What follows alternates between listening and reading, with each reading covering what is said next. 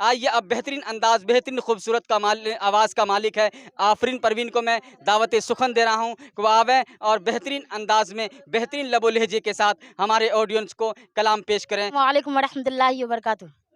زباں سے جب میرے آقا کی مدحت ہونے لگتی ہے، زباں سے جب میرے آقا کی مدحت ہونے لگتی ہے، تصور میں مدینے کی زیارت ہونے لگتی ہے، تصور میں مدینے کی زیارت ہونے لگتی ہے،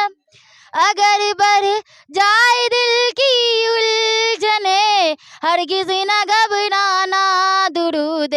مصطفیٰ پڑھنے سے راحت ہونے لگتی ہے، خدا کا نام لے کر اس لیے گھر سے نکلتی ہوں، سفر میں غیب سے میری حفاظت ہونے لگتی ہے، کبھی جب